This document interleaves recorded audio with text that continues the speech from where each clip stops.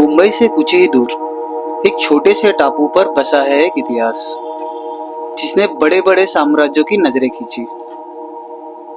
तट से दूर खामोश खड़ा ये किला जिसने सदियों तक समुद्री रास्तों की किस्मत तय की। महाराष्ट्र के विरार शहर से महज 8 किलोमीटर दूर अर्नाळा गांव के सामने समुद्र में स्थित है ये किला। अर्नाळा अर्नाळा किला का मुख्य उद्देश्य था अरब सागर के व्यापारिक मार्गों पर नियंत्रण रखना। इसका रणनीतिक स्थान इसे समुद्री मार्गों पर पूरी पकड़ रखने का एक मुख्य केंद्र बनाता था। इस किले को नियंत्रण करने वाला पूरे वसई क्रीक और आसपास के तटीय क्षेत्रों पर अपनी सत्ता का दावा करता था। अर्नाळा का इतिहास बहुत पुराना है। यह पहले यादव साम्राज्य के अधीन था और बाद में बहमनी सुल्तानियों के तहत आया। सन 1530 में वसई क्षेत्र में पोर्तुगलियों ने अपनी उपस्थिति मजबूत करनी शुरू की। वैतरना नदी के मुहाने पर स्थित इस द्वीप को देखकर उन्होंने यहाँ एक गोलाकार बुरुज का निर्माण किया, जिसे आज हम मार्थेलो टावर या हनुमंत बुरुज के नाम से जानते हैं। इसका उद्देश्य था समुद्री रास्तों की निगरानी और दुश्मन जहाजों पर नियंत्रण। इसी दशक में पोर्तुगीजों ने वसई में फोर्ट पैसेन और वसई किला को अपना मुख्यालय बनाया और धीरे धीरे उत्तरी कोंकण तट पर कब्जा जमा लिया। वसई के पोर्तुगली कप्तान ने यह द्वीप एक कलीन पोर्तुगली अधिकारी को भेंट किया, जिसने यहाँ एक विशाल किला बनाने का कार्य आरंभ किया।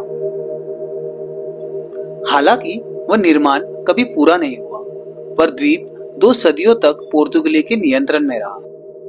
इस किले का प्रयोग वह उत्तरी कोंकण के व्यापार और नौसंचालन पर नियंत्रण हेतु करते रहे। 17वीं सदी के उत्तरार्ध और 18वीं सदी के शुरुआत में मराठा साम्राज्य ने मुगल शक्तियों से लंबा संघर्ष किया।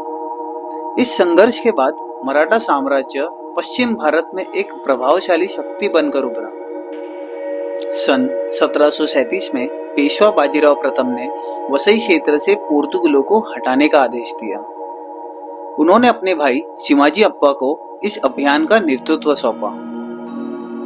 वसई युद्ध के बाद जब पोर्तुगलों को पीछे हटना पड़ा, चिमाजी अप्पा के सेनापति शंकरजी पंत ने अर्नाळा द्वीप पर हमले की योजना बनाई।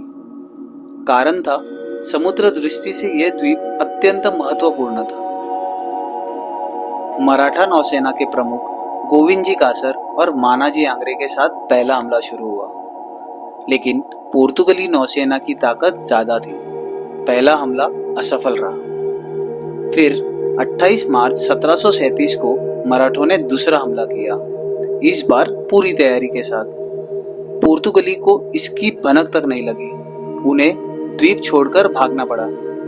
इसके बाद पेशवा बाजीराव ने शंकरजी पंत को निर्देश दिया कि अर्नाळा में एक नया किला बनाया जाए। मराठों ने नया किला बनवाया, जिसमें 10 बुरुज बनाए गए। आज उनमें से केवल एक ही ठीक हालत में है। किले के उत्तर द्वार पर एक शिलालेख भी स्थापित किया गया, जिसमें निर्माण से जुड़ी जानकारी दी गई है। लेकिन सबसे प्रमुख संरचना थी वही पुराना पोर्तुगली बुर्ज मार्थेलो टावर, जो आज भी पश्चिमी किनारे पर स्थित है। यह बुरुज अर्नाळा की पहचान बन गया, एक प्रतीक जो 2 सभ्यताओं का गवाह रहा। सन 1781 में प्रथम एंग्लो मराठा युद्ध के दौरान अंग्रेजों ने अर्नाळा किला पर कब्जा कर लिया। संधि के बाद सालबाई की संधि के तहत किला नाम मात्र के रूप में मराठों को लौटा दिया गया। मराठों ने 1817 तक इसका नियंत्रण बनाए रखा। तीसरे एंग्लो मराठा युद्ध के समय मराठों ने इस किले की साहसपूर्वक रक्षा की, पर अंततः अंग्रेजों की नौसैनिक शक्ति के आगे उन्हें हार माननी पड़ी। पूना की संधि के अंतर्गत अंग्रेजों ने इस किले पर अंतिम रूप से नियंत्रण पा लिया।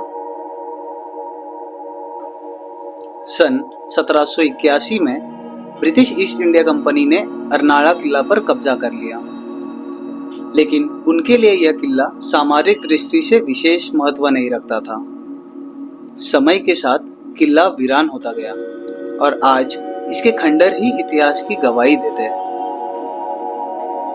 अर्नाला किला लगभग चौकोर आकार का है, जिसमें चारों कोनों पर बड़े बुर्ज बने हैं। किले की दीवारें मोटी और ऊंची बनाई गई थी ताकि समुद्री तूफानों और आक्रमणों का सामना कर सके। किले के भीतर एक शिव मंदिर, एक मस्जिद और एक मीठे पानी का कुंड भी मौजूद है। मुख्य प्रवेश द्वार बड़े पत्थरों से बना है, जिसमें पोर्तुगली और मराठा वास्तुशैली की झलक मिलती है। अर्नाला किले से जुड़ी कई रहस्यमय कथाएं भी है। कहा जाता है कि यहाँ गुप्त सुरंगें थी जो वसई तक जाती थी। इन सुरंगों का इस्तेमाल युद्ध के समय सैनिकों के सुरक्षित निकलने के लिए किया जाता था। एक और प्रसिद्ध कथा है कि किले के भीतर एक भूल-भुलैया भी थी, जहां कई सैनिकों ने अपने जीवन की आखिरी लड़ाई लड़ी। इस किले का इतिहास वसई और विरार के इतिहास से जुड़ा हुआ है। वसई किला, जिसे पोर्तुगलों ने अपने सबसे बड़े किलों में से एक बनाया था, अर्नाला किले के साथ सामरिक दृष्टि से बेहद महत्वपूर्ण था। विरार क्षेत्र का महत्व भी बहुत बड़ा था, क्योंकि यह दोनों किलों के बीच स्थित था और समुद्री मार्गों पर नजर रखता था। आज अर्नाला किला वीरान है, लेकिन इतिहास प्रेमियों के लिए एक खजाना है। तो अगली बार जब आप अर्नाला आए तो इन खामोश दीवारों के पीछे बसी इन कहानियों को महसूस करना मत भूलिए। अगर आपको भी इतिहास महसूस करनी हो तो एक बार अर्नाला जरूर आए।